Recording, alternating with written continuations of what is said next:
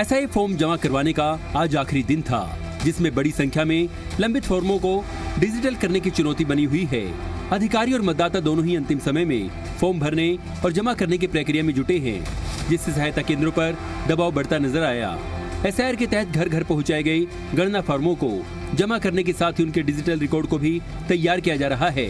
अब तक केवल 66.99% फॉर्म ही डिजिटल करवाए गए हैं, जबकि शेष फॉर्मों को समय सीमा के भीतर अपलोड करने की प्रक्रिया जारी है। वहीं आम आदमी पार्टी ने राजधानी दिल्ली में चल रही विशेष गहन पुनरीक्षण प्रक्रिया के दौरान बड़े पैमाने पर मतदाताओं के वोट काटे जाने के गंभीर आरोप लगाए हैं। आपके चुनाव आयोग और बीजेपी पर आरोप। एसआईआर के जरिए लाखों लोगों के वोट काटे जा रहे। प्री एसआईआर में ही करीब 14 लाख मतदाता हटाए।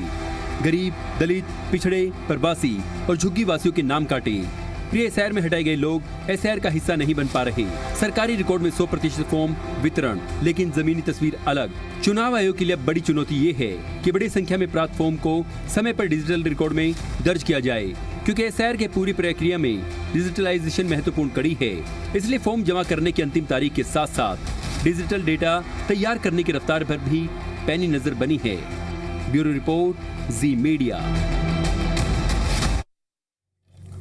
तो देखिए, दिल्ली में एसआईआर की प्रक्रिया पूरी हो चुकी है और अब हम आगे बढ़ेंगे और जो हमारे सवाल हैं उन सवालों पर नजर डाल लेते हैं, जिसमें सबसे पहला और महत्वपूर्ण सवाल है, लास्ट डेट में मतदाताओं के सामने क्या चुनौती होगी। दूसरा सवाल है, एसआईआर के नाम पर वोट कट रहे हैं या ये सिर्फ आरोप है। तीसरा सवाल, वोट कटा तो जिम्मेदार कौन होगा, क्या हर वोट दिल्ली का सुरक्षित है।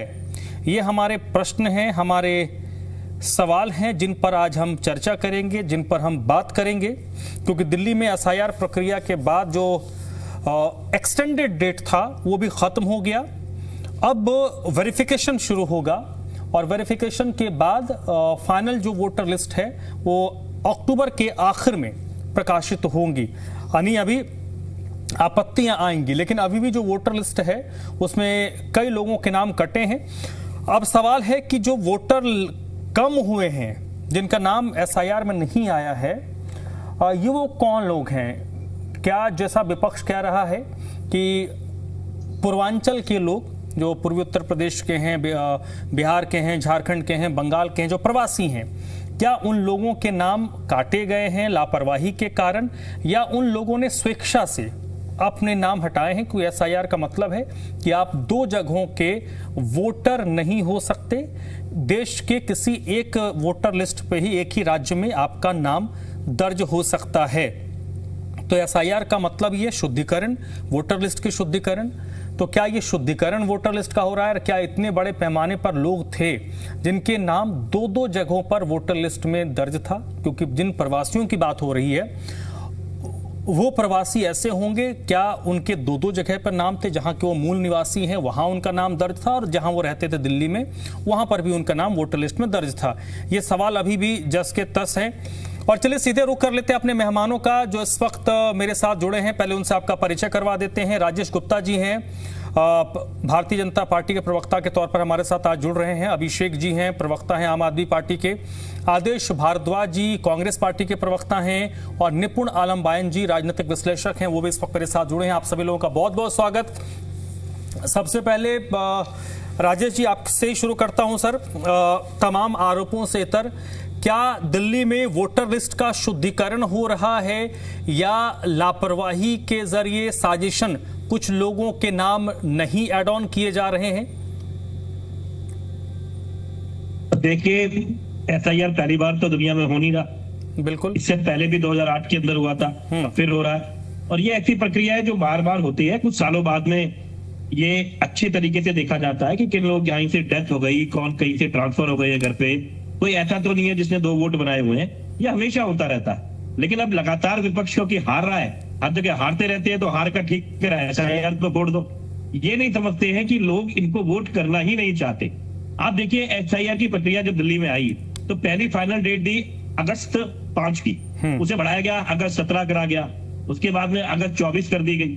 और उसके बाद में भी साफ साफ इलेक्शन कमीशन ने कहा है कि ये सारे वोट जो अब इसमें नहीं आए हैं वो काट नहीं दिए जाएंगे, बल्कि उनको टाइम दिया जाएगा कि वो अगस्त 24 से लेके सितंबर 23 तक वो फॉर्म भरे, ऑनलाइन भरे, और उसके अंदर वो अपने अपने दस्तावेजों को जमा करे, उन्हें वेरीफाई किया जाएगा और जो वोटर है उसका वोट जरूर बनेगा। ये मौलिक अधिकार है। और भाजपा की सरकार, सेंटर में बैठी हुई सरकार, अब दिल्ली में बैठी हुई सरकार भी इस बात की पुख्ती करके देती है कि जिसका वोट है, जो वैलिड वोट है, वो जरूर डले। तो मुझे लगता है कि इससे ज्यादा सफाई से चीजें क्या होगी, 2-2 बार डेट बढ़ाई गई, तो अगर किसी ने फॉर्म नहीं भरे हैं, उसके बाद भी हम कह रहे हैं कि वोट नहीं कटेगा, उसके बाद भी वो फॉर्म भरे और जो लोग दूसरी पार्टी विपक्ष के लोग हैं वो भरवा लें फॉर्म। मना कौन कर रहा है उसको?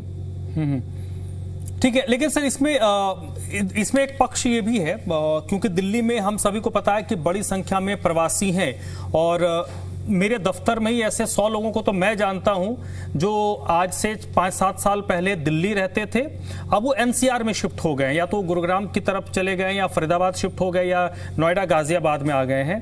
तो उन लोगों का उन्होंने अपना वोटर लिस्ट यहाँ बनवा लिया था। ऐसे लोगों की भी संख्या बहुत ज्यादा होगी। मुझे लगता है कि इस पे थोड़ा सा दिल्ली जैसे जगहों पर आपको नहीं लगता कि जो भी बात कही जा रही है वो प्रमाण के साथ कही जाए तो ज्यादा ऑथेंटिक होगी? क्योंकि माइग्रेशन भी उसी लेवल का होता है। ज्यादातर लोग प्राइवेट जॉब करते हैं जहां बेहतर अपॉर्चुनिटी मिले। अगर कोई मयूर विहार में काम कर रहा है, हो सकता है वो माइग्रेंट होके वो द्वारका की तरफ, नजफगढ़ की तरफ चला जाए या स्टेट से बाहर चला जाए, तो स्वाभाविक सी बात है। अब मैं ही अगर 20 साल में हूं, 20 साल में 5 एड्रेस बदल दिए हैं मैंने। देखिए, बात बहुत साफ है कि भारत का संविधान हर व्यक्ति को एक वोट देने का अधिकार देता है। अब सबको एक वोट देने का अधिकार मिलेगा ना। अगर कोई भी व्यक्ति 2 जगह तो वोट नहीं दे सकता। अब मैं आपकी बात को बिल्कुल समझ रहा हूं और मेरा यही कहना है कि जो हमारा भाई, जो हमारी बहन, चाहे वो माइग्रेटिव तौर पर यहाँ पर दिल्ली के अंदर आए हैं, माइग्रेट होकर आए हैं, चाहे यूपी से आए, बिहार से, राजस्थान से आए, दिल्ली बिल्कुल ऐसी बनी है। मैं आपकी बात से सहमत हूं। लेकिन जैसे मैंने कहा कि एक व्यक्ति का एक ही वोट हो सकता है। एक टेम्पररी एड्रेस होता है और एक परमानेंट एड्रेस होता है। आपने बैंक में भी देखा होगा, एक तरीके से लिखा जाता है। तो हर व्यक्ति एक ही वोट दे सकता है, तो उसका जहां दिल आए अब वो परमानेंट एड्रेस से अपने वोट को बनवाए और उसके बाद से उसको वोट को मतदान करे। क्योंकि कोई भी व्यक्ति 2 वोट दे, ये तो संविधान में अलाउड नहीं है। और आप भी समझ सकते हैं कि देश तो संविधान से ही चलेगा। ऐसा नहीं हो सकता कि किसी व्यक्ति को 2 वोट रखने का अधिकार दे दिया जाए। ठीक है, अभिषेक गुप्ता जी, विपक्ष की मुख्य आपत्तियां क्या हैं?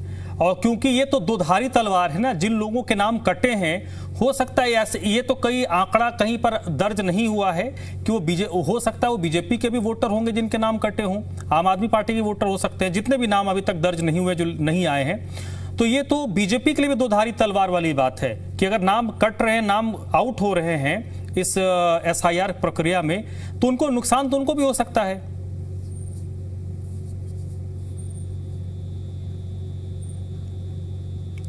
अभिषेक जी अनम्यूट कर लीजिए, आप म्यूट हैं, अनम्यूट कर लीजिए। आवाज आ रही है मेरी? हाँ, अब आइए। देखिए, सबसे पहली बात तो जो SIR की प्रक्रिया में सबसे बड़ी त्रुटि है वो ये है कि आप जब ये अभी रिपोर्ट आएगी ना, तो आप धर्मराज जी आप देखिएगा, उसमें एक बड़ी तादाद में लोगों को शिफ्टेड दिखा दिया गया। दिल्ली जो है देश की राजधानी है, यहाँ पर ज्यादातर लोग प्रवासी है।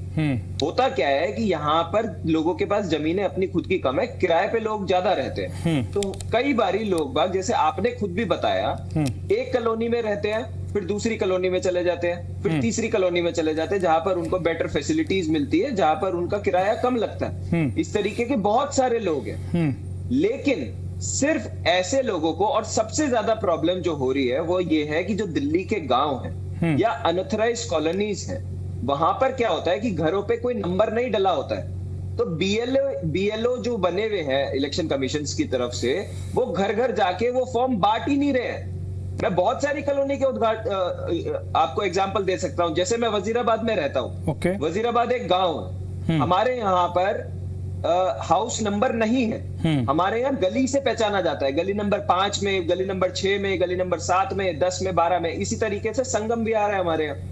संगम विहार में 10 गलियां हैं। 10 गलियों में तकरीबन 13,000 वोट थे आज तक। मैं आपको बता रहा हूं, पर बूथ पे 400, 450, 300, 350 ऐसे वोट कटे हैं। क्यों? क्योंकि लोगों के पास जागरूकता नहीं है। इलेक्शन कमीशन ने इतनी बड़ी प्रक्रिया करी, कोई मुनादी नहीं हो रही है, कहीं पे बड़े बड़े कैंप नहीं लग रहे, कहीं पे अनाउंसमेंट होती भी है कि आपके पोलिंग स्टेशन पे बीएलओज बैठेंगे, तो बीएलओज वहां पर नदारत रहते हैं। तो जो पढ़ा लिखा आदमी नहीं है, वोट का अधिकार तो उन्हें भी है। क्या इलेक्शन कमीशन, हम डिजिटल इंडिया की बात करते हैं, क्या इलेक्शन कमीशन के पास इतनी भी कोई प्रक्रिया नहीं है कि किसी आदमी का आप वोट काट रहे हो या उसका शिफ्ट कर रहे हो तो उसको कोई नोटिस चला जाए, कोई उसके फोन पे एसएमएस चला जाए, कोई मैसेज चला जाए, आदमी को पता तो चले। दूसरी बात, इन्होंने एक प्री एसआईआर किया था गर्मियों में। गर्मियों में आपने देखा है, या कोई छठ का त्योहार है या ये अपनी दिवाली का त्योहार है या गर्मियों की छुट्टियों में ज्यादातर लोग अपने घर चले जाते हैं। ठीक है, अपने घर जब वो चले जाते हैं, उस दौरान ये प्री एसआईआर हुआ था। उसमें तकरीबन, जो आपने अपनी रिपोर्ट में भी बताया, 14 लाख लोगों के वोट काट दिए। जब वो वापिस आके ये क्लेम उन्होंने किया कि जी मैं यहीं रहता हूं, मेरा ये एड्रेस है, मेरा ये वोटर कार्ड है, वो क्लेम कर रहे हैं, उनको इस एसआईआर की प्रक्रिया में फॉर्म दिए ही नहीं गए, तो वो 14 लाख वोट तो आपने उनसे वोटों का अधिकार उनका छीन लिया। अभी हमारे बड़े भाई राजेश भाई बैठे हैं, मैं उनका बड़ा सम्मान करता हूं। उन्होंने बोला कि आप अभी भी, आज 17 तारीख हो गई, एसआईआर की प्रक्रिया खत्म हो गई है, अब किसी का फॉर्म जमा नहीं होगा और फॉर्म लोगों को मिलेगा ही नहीं, तो वो भरेंगे कैसे? ये प्रक्रिया ऐसी थी दिल्ली में, जब आप कर रहे हो, दिल्ली में दिल्ली का रहने वाला कोई नहीं है, कोई राजस्थान से आया है, कोई हरियाणा से आया है, कोई यूपी से आया है, कोई बिहार से आया है, सब व्यवसाय के तौर पे यहाँ पर आके रुके। दिल्ली की अपनी खुद की आबादी तो बहुत कम है, तो दिल्ली को आप दूसरी तरीके से नहीं कर सकते। और सबसे बड़ा संशय कहां जाता है, क्योंकि दिल्ली में जो अनऑथराइज्ड कॉलोनीज है, अगर आप फॉर्म ही नहीं बांटोगे तो वो लोग भरेंगे कैसे? हर एक को, यहाँ पर तो बहुत सारी लेबर क्लास रहती है, बहुत सारा झुग्गी झोपड़ी है, बहुत सारे गरीब आदमी रहते हैं जो रोज सुबह काम के लिए निकलते हैं और रात को आते हैं। उन्हें तो एसआईआर है क्या, उनको ये भी नहीं पता है आज तक। तो इसमें बहुत सारी परेशानियां हैं। हमने इलेक्शन कमीशन के पास जाके ये भी रिक्वेस्ट रखी थी कि आपके बीएलओज ने जिन लोगों को शिफ्टेड दिखाया है, उन सभी लोगों को इंटीमेट किया जाए। तमाम पॉलिटिकल पार्टी, जैसे आपने बोला कि वो वोटर किसी के भी हो सकते हैं, इस पे किसी का स्टैंप नहीं लगा हुआ है, तमाम पॉलिटिकल पार्टी, चाहे कांग्रेस हो, बीजेपी हो, आम आदमी पार्टी हो, उनको इनके वोट काटने से पहले सबको ये डाटा मिलना चाहिए। हमारे भी हर पार्टी के बीएलए होते हैं हर बूथ पे, उनको ये डेटा मिलना चाहिए कि जी फलाना फलाना आदमी के हम घर गए थे, वो वहां नहीं मिले, हमारी जानकारी के हिसाब से ये शिफ्ट हो गए हैं। तो ताकि पॉलिटिकल पार्टीज भी इलेक्शन कमीशन का यहाँ पर मदद कर सके कि भाई ये रहा ये वो आदमी, क्योंकि पॉलिटिकल पार्टीज ग्राउंड पे काम करती है, उनके पास रिकॉर्ड। ठीक है। अब मैं आता हूँ नेक्स्ट उस पे आता हूँ। आदेश जी, दो चीजें हैं, एक बीएलओ है जो आयोग का है और एक पॉलिटिकल पार्टीज के बीएलए होते हैं। जो बीएलए होता है वो एकदम ग्राउंड लेवल पर, जिस वार्ड का, जिस गली का, 2 4 10 गलियों को मिलाकर 1 या 2 बीएलए होते होंगे। उन लोगों को उस गली के हर वोटर, हर घर की पहचान होती है, घर के मालिक की पहचान होती है।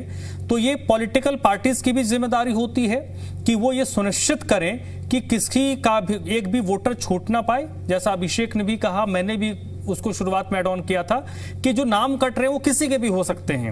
वो अभी किसी को नहीं पता कि जिसके नाम कटे वो किसका वोटर था। तो ऐसे में पॉलिटिकल पार्टीज को जिस हिसाब से काम करना चाहिए था, उनके बीएलएस को जिस तरीके से काम करना चाहिए था, क्या उन्होंने काम नहीं किया जिसके कारण इतने नाम कटे हैं? धर्मराज की सच्चाई तो ये कि न्यूमरेशन फार्म ही 60% से ज्यादा तो बटे ही नहीं, जो सच्चाई है। बहुत कम लोगों को फार्म मिल पाए हैं। लोगों की, मैं एक राजनीतिक व्यक्ति हूँ, मुझे भी लोगों ने शिकायत की, और मेरा घर एक मेन जगह पे है, मेन रोड के ऊपर है, मेरे घर तक नहीं आई थी। इन्हीं कारणों से मैंने डीएम को मेल किया और कहा कि मुझे कुछ लोगों ने, मेरा पोलिंग बूथ नंबर ये है, मेरा वोटर पहचान पत्र नंबर ये है, और मुझे कई लोगों ने शिकायत की, और मेरा भी व्यक्तिगत से ये है कि मेरे घर तक में भी बीएलओ नहीं आई। तो उसके बाद ये सच्चाई है कि नेक्स्ट डे एसडीएम साहब के यहाँ से फोन आया और बीएलओ आई।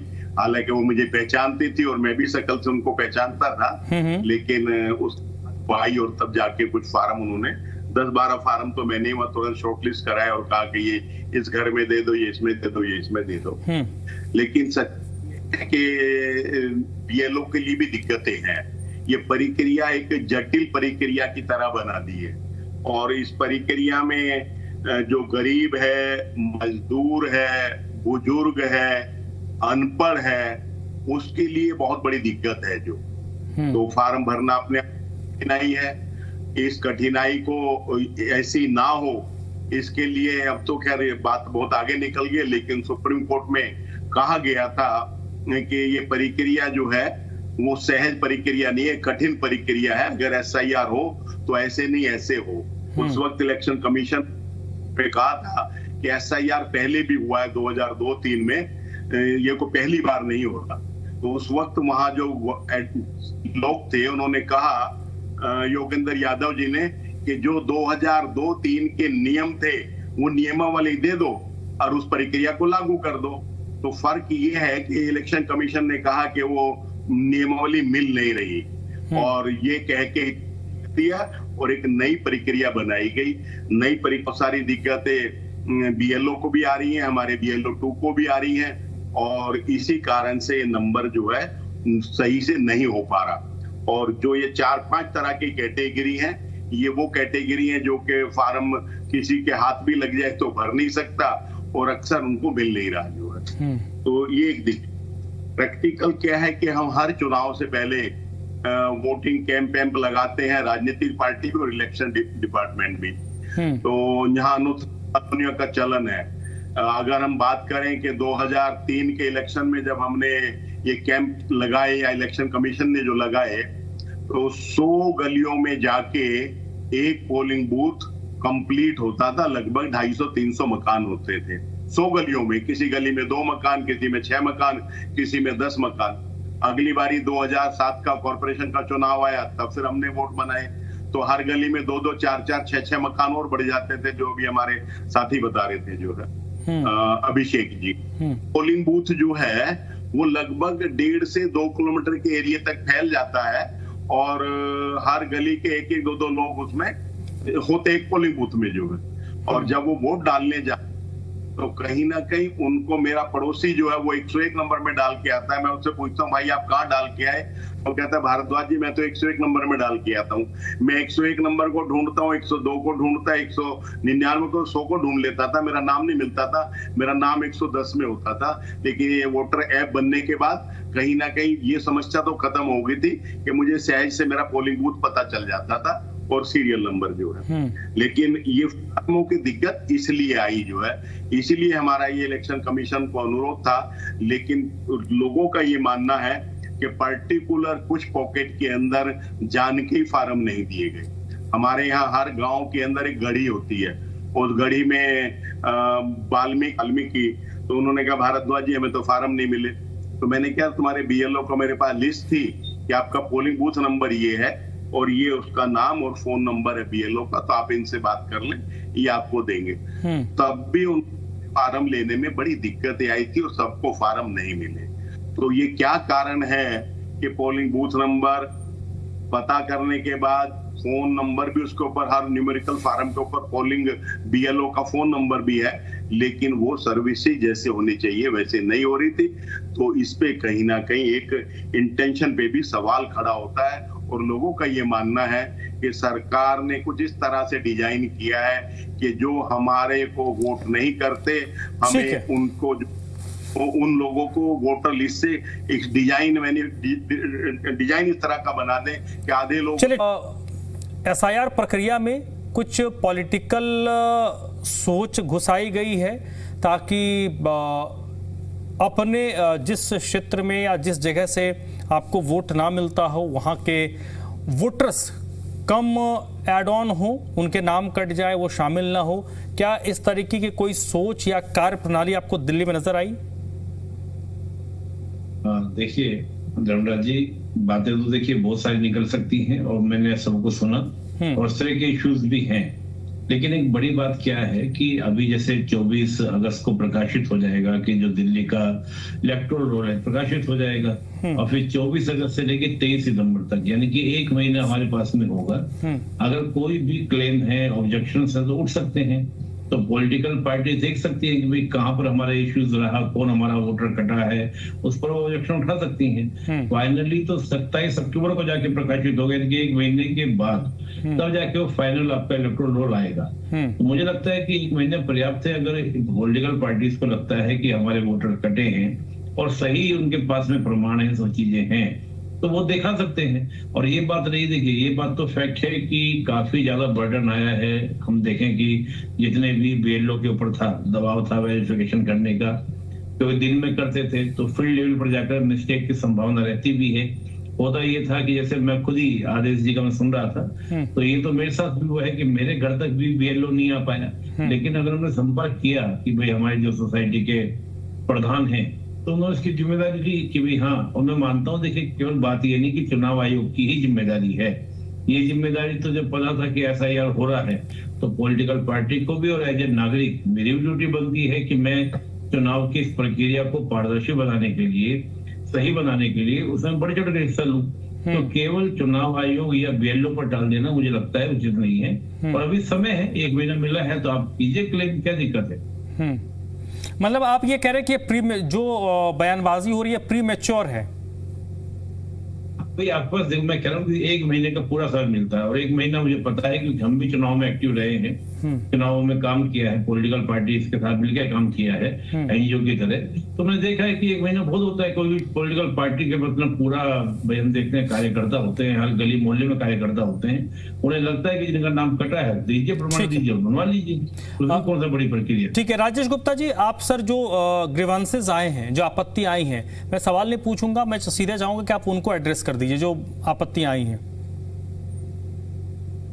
देखिए मैंने अपनी बात को शुरुआत में बिल्कुल साफ तौर पे रखा, और अभी हमारे एक भाई ने अभी जो अपनी बात रखी वो बिल्कुल क्लियर है। जैसे मैंने बताया कि अभी पूरा 1 महीना उनके पास होगा। उन्होंने भी वही बताया कि आप कोई भी ऑब्जेक्शन करना चाहते हैं, कोई भी रिक्वेस्ट करना चाहते हैं कि ये नाम है जो नहीं जुड़ा है, तो पूरा 1 महीने का समय है।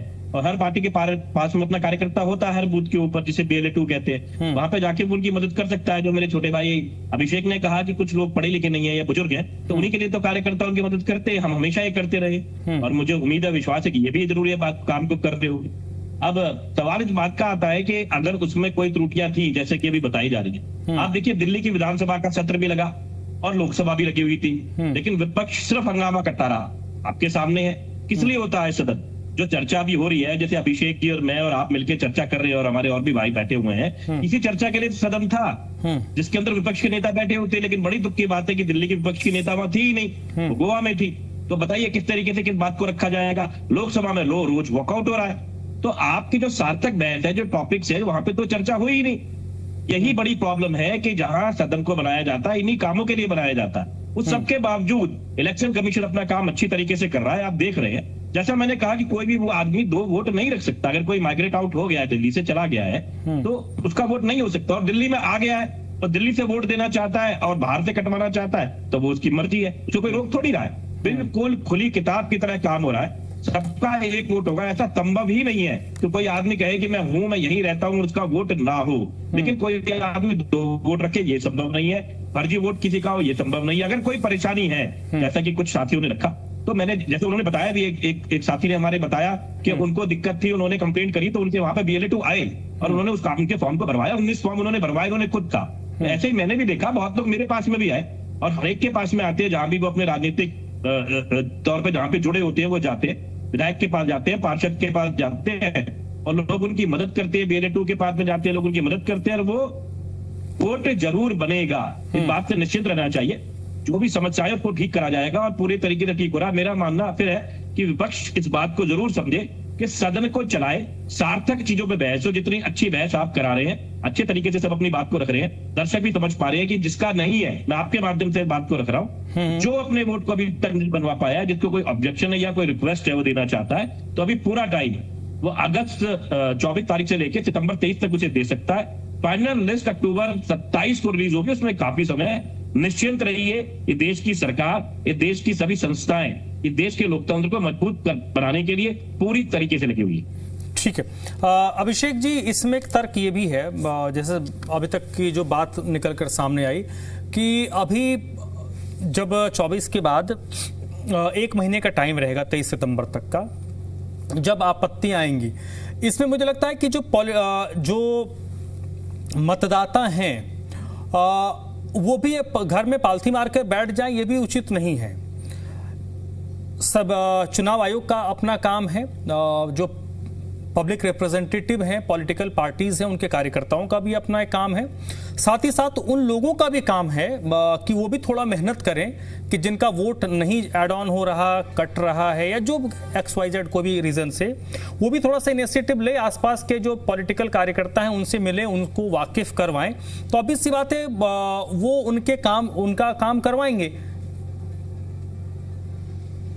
देखिए धर्मराज भाई, सबसे पहले बात तो मैं राजेश भाई की बात का जवाब दे देता हूँ। राजेश भाई बहुत अच्छे आदमी हैं जो इतने संयम से यहाँ पर बैठ के जवाब दे रहे हैं, लेकिन हमारे देश के गृह मंत्री और प्रधानमंत्री इतने अच्छे व्यक्ति शायद है नहीं कि वो सदन में आके वहां पर कोई जवाब दे पाए। खैर मैं इस मुद्दे को भटकाना नहीं चाहूंगा, अगर वो वहां आके जवाब दे देते तो सदन वहां का भी चल जाता, और दिल्ली में भी यही होता। हमने जब मुद्दे उठाए तो हमारे तमाम लोगों को, MLAs को मार्शल आउट कर दिया गया।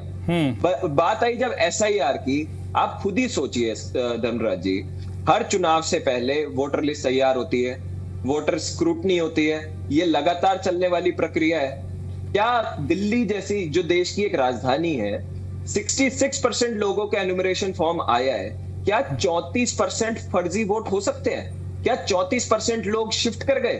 क्या 34% लोगों के इलेक्शन कार्ड डबल बने हुए थे? तो आज तक इलेक्शन कमीशन करता क्या आया है फिर?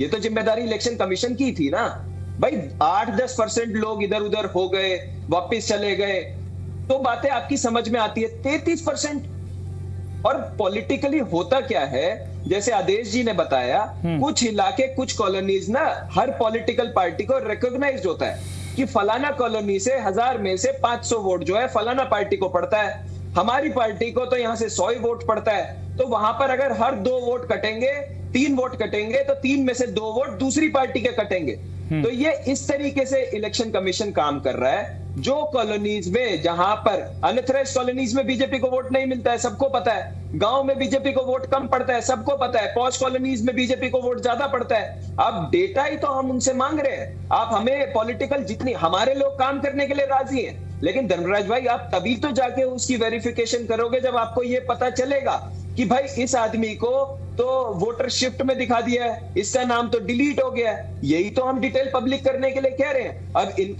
अब इन्होंने अपना जो भी एनुमरेशन फॉर्म थे भरवाने थे, भरवा लिए।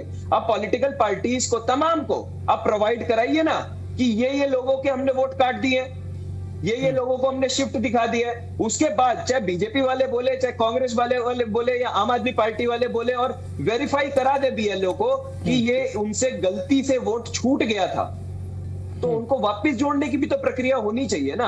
आपने प्री SIR में जो 14 लाख लोगों को आपने शिफ्टेड और डिलीटेड में दिखा दिया, आपने उनको, जब आपकी प्रॉपर SIR हुई, आपने उन्हीं को इंक्लूड नहीं किया, उन्हीं लोगों को आपने फॉर्म नहीं दिया। आपको उनको देना चाहिए था ना 14 लाख लोगों को फॉर्म। तो आप तो सिर्फ काटने में लगे हैं, आप जोड़ कर रहे हैं, आप तो अपना हित साबित करने में लगे हैं यहाँ पर।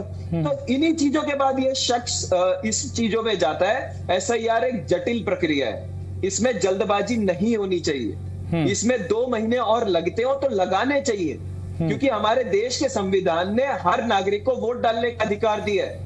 वो अधिकार तो कोई पॉलिटिकल पार्टी या कोई इलेक्शन कमीशन नहीं छीन सकता।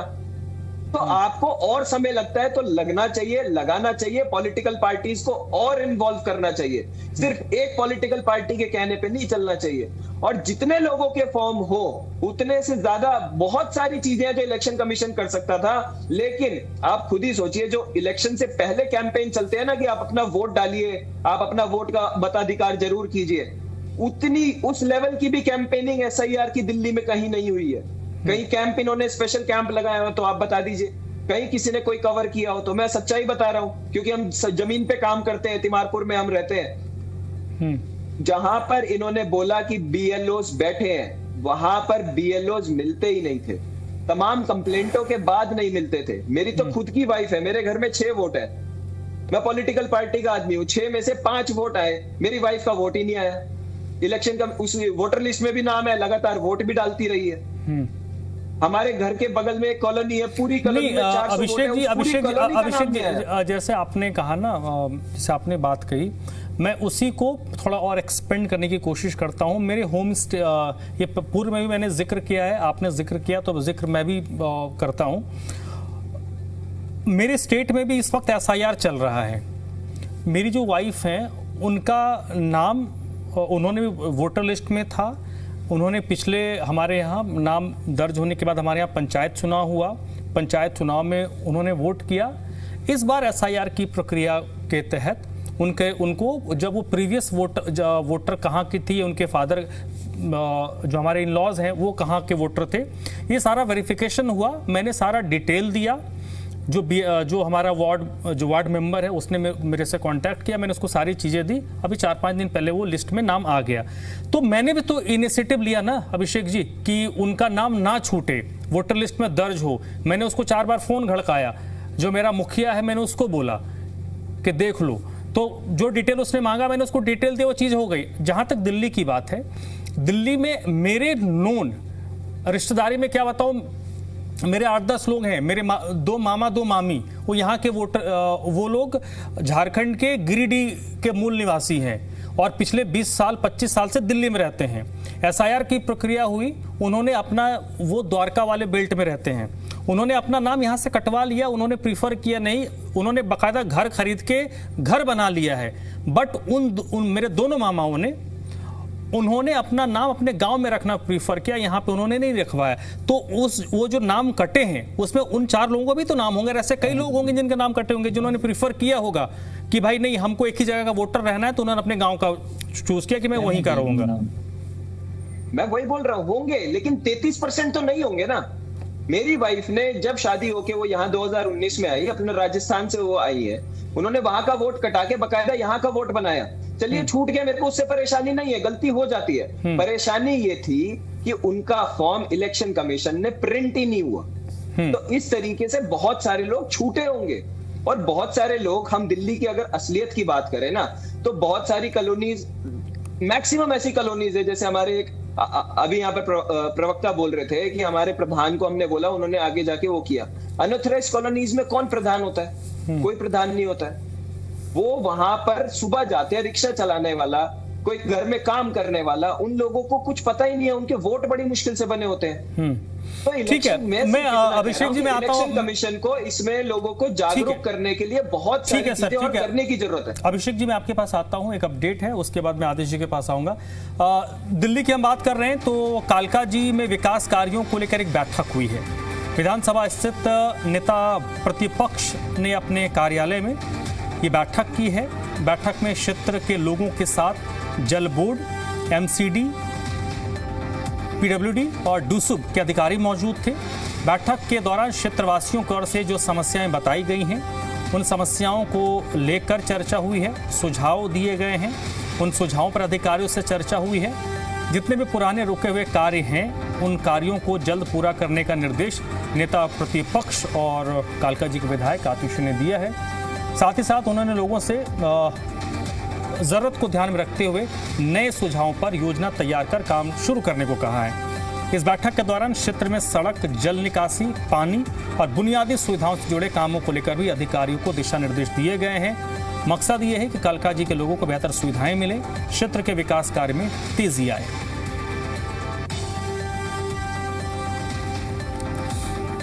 तो चलिए एक बार फिर से अपनी चर्चा की तरफ लौटते हैं। आदेश जी, सर आपके पास मैं आता हूं। देखिए, 2 चीजें होती हैं। एक, मैं देश का वोटर बना रहा हूं, मेरा नाम वोटर लिस्ट में बना रहे, इसके लिए चुनाव आयोग मेहनत कर रहा है, पॉलिटिकल पार्टीज भी मेहनत कर रही हैं। तो जो वोटर हैं उनको भी अपने स्तर पर थोड़ा मेहनत कर लेना चाहिए। क्या बुराई है इसमें? आदेश। हाँ सर, को कोई दिक्कत नहीं है। वोटर लिस्ट का शुद्धिकरण तो होना चाहिए, जो है उसका सब समर्थन कर। फिर इस तरह से जटिल बना दिया कि जिस तरह से आपने कहा अपने मामा जो मामी जी के लिए, तो उनको भी ये प्रूफ करना पड़ा कि 2003 का उनको अपना वो वहां का वोटर लिस्ट निकालना, कंफर्म कराना, ये सब होगा। तो वो हर आदमी के लिए उतना आसान नहीं है। जो मैंने बात गरीब की, मजदूर की, अनपढ़ की, बुजुर्ग की, उनके साथ ये बड़ी दिक्कत है कि वो अपने 2002-3 के उस सोर्स को उसको लाके उससे मैपिंग नहीं करा पा रहे जो है।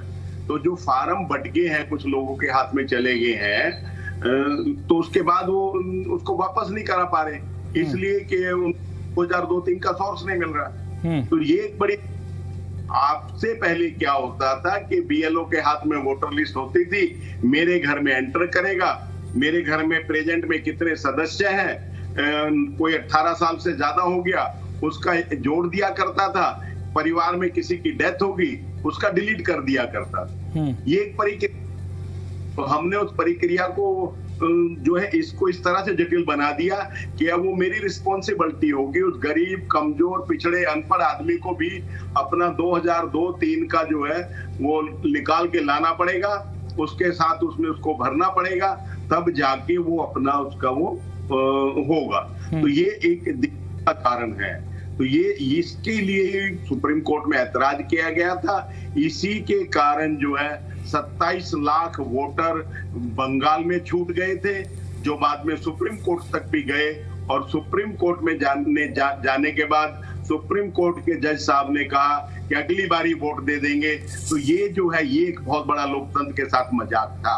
तो हमें इस मजाक को होने से रोकना चाहिए। इसके लिए सबसे ज्यादा बड़ा दायित्व इलेक्शन कमीशन का हो जाता है कि एसआईआर की प्रक्रिया में जो गलतियां उनको वहां पे लगा कि वेस्ट बंगाल में रही हैं, उन गलतियों को दिल्ली में या उससे आगे जिस भी राज्य में कराएं, वहां कम से कम उसको हम दुरुस्त कर लें। तो हमने उसको दुरुस्त करने के लिए कुछ नहीं किया, हमने सिर्फ ये किया कि हम सबसे बड़े दादा हैं, हमने 1 महीने का टाइम दे दिया, हमने कोई असेसमेंट नहीं किया, हमें फिर लगा 7 दिन का बढ़ा दिया, हमें फिर जो है लगा फिर 7 दिन का बढ़ा दिया। तो ये बढ़ाना तो अच्छी बात है, लेकिन गलत असेसमेंट हुआ, गलत एनालिसिस किया गया, इसलिए हमने कम से कम जो टाइम फ्रेम था उस टाइम फ्रेम में कोई भी व्यक्ति पूरा नहीं कर पाया, और अब भी 66% तक हुआ है। तो कहीं ना कहीं ये गलतियां हैं, उन गलतियों को सुधारने के लिए सुझाव दिए गए हैं, कहा गया है, लेकिन कोई मानने को तैयार नहीं है। इससे ये लगता है कि कहीं ना कहीं वोटरों के साथ अत्याचार हो रहा है, कहीं ना कहीं उनके साथ हिंसा किया जा रहा है, उनको परेशान किया जा रहा है, उनको हर चीज में कुछ समय के बाद नई नई लाइनों में खड़े होने के लिए जबरदस्ती अपना काम धंधा छोड़ के उधर उस दिशा में भेजा जा रहा है। ये दिक्कत का कारण है। ठीक है, निपुण जी ये बताइए सर, जो तर्क दिए जा रहे हैं विपक्ष की तरफ से, सत्ता पक्ष का भी अपना एक तर्क है, मोटे तौर पर इस परिस्थिति से कैसे निपटा जाए, क्योंकि ये एक अनंत प्रक्रिया है। आज अगर जैसे आम आदमी पार्टी की तरफ से कहा गया इसको 2 महीने एक्सटेंड कर दिया जाए, लेकिन इसकी तो कोई गारंटी नहीं है ना कि 2 महीने के बाद ये सब कुछ ऑल इज वेल हो जाएगा, सब लोगों के नाम एड ऑन हो जाएंगे। अगर 1-1.5 महीना 2 महीना भी कम पड़ता है तो 4 महीना भी कम पड़ेंगे। देखिए धर्मराज जी, आपने खुद ही उत्तर दे दिया इस बात का। और देखिए समय दिया गया था, और अभी भी मैं जैसे कह रहा हूँ कि 24 अगस्त को ड्राफ्ट इलेक्टोरल रोल प्रकाशित होगा, और अभी भी आज 17 अगस्त है। आज भी हमारे पास में क्या है, 3 और 4 7 दिन हमारे पास में है कि जिनका किसी वजह से अगर रह जाता है तो तब भी हम उस बात को क्या कर सकते हैं, पूरा अपनी डिटेल दे सकते हैं, बता सकते हैं, ऑब्जेक्शन कर सकते हैं। ये बात सही है कि समय कम है, मैं मानता हूँ समय कम है, क्योंकि काफी ज्यादा अगर हम बात करते हैं कि जो मजदूर टाइप के लोग हैं, सुबह वो निकल गए 9 बजे घर से, शाम को आ रहे हैं 7-8 बजे आते हैं, तो उनके लिए इस प्रक्रिया से जुड़ना थोड़ा सा टफ हो जाता है। लेकिन मैं ये बात मानने को तैयार नहीं हूँ कि चाहे वो कितनी भी ज्यादा अनऑर्गेनाइज कॉलोनी भी हो, किसी भी तरह कॉलोनी हो, तो वहां पर हर जगह पॉलिटिकल पार्टी के कार्यकर्ता होते हैं, इसके अलावा वार्ड मेंबर भी होते हैं, और वहां भी काफी जिम्मेदार लोग होते हैं जो इस प्रक्रिया को संपूर्ण करते हैं। जैसे मैंने उदाहरण दिया आपको मेरी सोसाइटी का, मेरी सोसाइटी के प्रधान जी हैं, सचिव जी हैं, वो खुद कॉल करके पूछे भाई आपका SIR हुआ या नहीं हुआ, रह गया है तो आप बताइए, छूट गया तो बताइए, मैसेज तक उन्होंने सबको किए। तो मैं ऐसा नहीं मानता कि ये केवल और केवल आपका एक अच्छी सोसाइटी होगी वहीं पर ऐसी एक्टिविटीज होंगी। मैं रोहिणी में रहता हूँ तो मैं ऐसी जगह भी देखा जहां पर अनऑर्गेनाइज्ड कॉलोनीज हैं, वहां भी मैं देखा कि काफी लोग एक्टिव थे। अब मैं ये मानता हूं कि देश के निर्माण में केवल सरकार, चुनाव आयोग और मैं ये कहूं कि केवल इन्हीं की जिम्मेदारी है, तो वो तो कहना गलत होगा। आरोप लगा देना ये तो गलत प्रक्रिया हो जाती है। देखो क्या होता है धर्मराज जी कि आप जानते हैं कि चाहे वो वोटर ID हो, आधार कार्ड हो, हमने वो भी देखा है कि 500-1000 रुपया देकर आप अपना एड्रेस चेंज करवा लीजिए, अपने सब चीजें बनवा लीजिए, ये भी दौर हमने देखा है। तो ऐसे में ऐसा ना हो कि कोई चीजें गलत हो जाए, प्रक्रिया छूट जाए, उसके लिए देखा गया। पर मैं मानूंगा इस बात को कि कहीं ना कहीं जो एक लेबर क्लास है, यानी कि जो नीचा तबका है, उस तबके के लिए थोड़ा और ज्यादा हमको रिलैक्सेशन देना चाहिए था, क्योंकि वो उतने एक्टिव नहीं रह पाते। बहुत सारी मजबूरियां हैं, डेली रूटीन की जिम्मेदारी बहुत ज्यादा होती है और इतनी जागरूकता वहां पर नहीं होती। तो उसके लिए थोड़ा और विचार मेरे ख्याल से करना चाहिए था। ठीक है राजेश जी, अब मोटे तौर पर आपको क्या लगता है कि विपक्ष जो बात कह रहा है वो सिर्फ राजनीति के लिए है या तर्कसंगत भी आप उसको मानते हैं? देखिए, मैं आपको एक बात बताता हूं कि मैं 3 चुनाव लड़ा हुआ हूं, स्थान विधायक रहा हूं, एक विधानसभा का। मेरे क्षेत्र में भी ऐसे बहुत सारे इलाके थे जहां पर कभी भी 45% से ऊपर भी वोटिंग नहीं हुई। उसका कारण यही था कि बहुत सारे लोग यहाँ से जा चुके हैं। बहुत सारे लोगों के ऐसे हैं जिन्होंने दिल्ली में वोट बनवा लिया, लेकिन वो दिल्ली में उनके माता पिता का भी बनवा लिया, लेकिन वो यहाँ नहीं रहते, अपने गाँव में ही रहते हैं। और जब वोटिंग परसेंटेज आप टीवी पे दिखाते हो तो मैं जिन न्यूज पर पढ़ता हूँ कि सिर्फ 45% वोट पड़े, तो ऐसा लगता है कि 55% लोगों को एक देश की डेमोक्रेसी में यकीन ही नहीं रहा, वो वोट डालने नहीं आ रहे। सच्चाई लेकिन ये है कि उनका वोट या तो डबल है, या वो यहाँ रहते ही नहीं है, या वो गुजर चुके हैं, या वो यहाँ से बाहर जा चुके हैं। और उसका एक बहुत बड़ा उदाहरण बिहार के अंदर था। इस बार SIR के बाद में बिहार में चुनाव हुआ जी। और आप देखिए कि रिकॉर्ड तोड़ वोट वहां पे पड़ा 66.91%, जो कि 1951 के बाद में सबसे ज्यादा वोट प्रतिशत था। मेरा छोटा भाई, बड़ा प्यारा भाई है अभिषेक, बड़े अच्छे तरीके से अपनी बातों को रख रहे हैं। उन्होंने कहा कि कुछ ऐसे स्थान होते हैं जहाँ पे कुछ पार्टी को ज्यादा वोट मिलते, तो भाई वहां पर थोड़े कार्यकर्ता भी ज्यादा होते होंगे अभिषेक, क्योंकि अगर ऐसी कोई इलाके हैं जहाँ पे वोट आम आदमी पार्टी को ज्यादा पड़ता है और आपको लगता है कि वहां वोट कट रहा है, तो वहां तुम्हारे कार्यकर्ता भी ज्यादा होंगे, उनको भेजो, उनके वोटों को बनवाओ। क्योंकि जो गरीब आदमी है, जो रोज दिहाड़ी पे काम करता है, उस पर समय नहीं होता, और उसी के लिए पार्टी के कार्यकर्ता होते हैं कि उसकी मदद करें, उन फॉर्म को भरवाएं। और अब तो सारा सिस्टम है, लैपटॉप है, कंप्यूटर है, उससे भरा जा सकता है, BLA 2 है, बहुत बड़ा सिस्टम है। और रही बात इस बात की कि भाई आपके घर में भी दिक्कत आई, तो इसको तो मुझे स्पेशली पर्सनली देखना पड़ेगा कि भाई अंकिता का वोट ना रह जाए, वो जरूर वोट डाले। तो ये तो मैं जरूर देख लूंगा, इसका तो मैं वादा कर देता हूँ कि मैं पर्सनली देख लूंगा। और सीरियस वोट, किसी का भी वोट ना रह जाए। मेरी कोई बहन, मेरी कोई बेटी, मेरा कोई चाचा, ताऊ, मेरा भाई, कोई ऐसा ना रहा हो जो देश का नागरिक हो, जिसका एक लीगल वोट, एक वोट, चाहे वो गांव में बनवाने, चाहे दिल्ली में हो, चाहे वो यूपी में हो, चाहे बिहार में हो, वो जहां का हो, एक वोट का अधिकार ये हमारा संविधान हमें देता है। और मैं ये बिल्कुल पूरी तरीके से आपको कह सकता हूं भाजपा की तरफ से कि हमारी सरकार की कोशिश है कि वो एक वोट आपको जरूर डालने दिया जाए। आप किसी को भी डालें, लेकिन काम हम इतने अच्छा करेंगे कि तब भाजपा को भी डालेंगे, ऐसा मेरा विश्वास है। चलिए अभिषेक जी, आपका जो घर का समस्या तो उसका समाधान मैंने यहाँ करवा दिया, बाकी लोगों का समाधान भी अपने क्षेत्र के हिसाब से लोग करते जाइए। तो अगर सब अपने अपने क्षेत्र की समस्या को अगर समाधान करेंगे तो ऑटोमेटिकली दिल्ली की समस्या का समाधान हो जाएगा। अभिषेक जी। धर्मराज भाई, मैं थोड़ा सा प्रिविलेज्ड हूँ जो आपके चैनल पे बैठा हूँ। आप जैसा बड़ा भाई है, और राजेश भाई भी हमारे बड़े भाई है, आदेश भाई भी बड़े भाई है, मेरे से तो सारे ही बड़े हैं। तो खैर, अंकिता का वोट तो, मेरी वाइफ का नाम अंकिता है, हमने खुद ही करा लिया था। लेकिन परेशानी क्या है, जो आदेश जी ने बात बोली, 27 लाख वोटर जो बंगाल में थे, जो एक्चुअल वोटर थे, 91 लाख वोट वहां पर कटने के बाद 27 लाख वोटरों ने चैलेंज किया। बहुत बड़ा नंबर होता है जब आप एक एक वोट की बात करते हो। तो जब इतने लाखों में लोग चैलेंज कर रहे हैं और अपने आप को साबित कर रहे हैं कि जी हम उपस्थित हैं, ये हमारा एड्रेस है, ये हमारे डॉक्यूमेंट्स है, उसके बावजूद इलेक्शन कमीशन उनको इलेक्शन से पहले एनरोल नहीं कराता है, तो सवाल तो उठेंगे ना, सवाल उठने लाजमी है।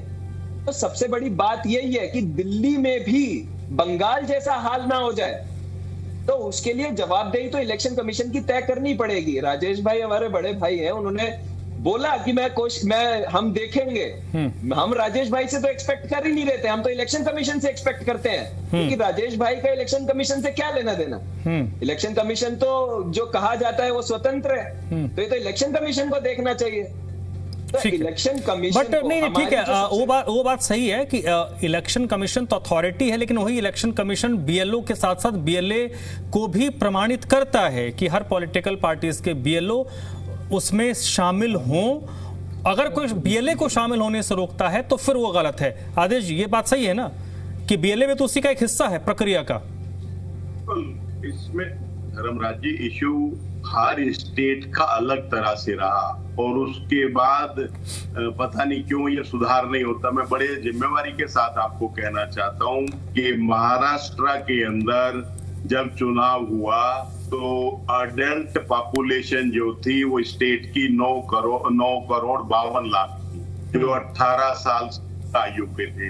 लेकिन जब वहां वोटर लिस्ट तैयार हुई तो 9 करोड़ 90 लाख से ज्यादा वोटर निकल गए। और जब ये निकले तो इसके ऊपर एक सवाल खड़ा हुआ, तो उस सवाल का जवाब सरकार ने नहीं दिया, लेकिन अगले राज्यों में डिजाइन तय कर दिया कि 20% वोट काटने। लोग इस तरह की चर्चाएं कर रहे हैं, माफ करना।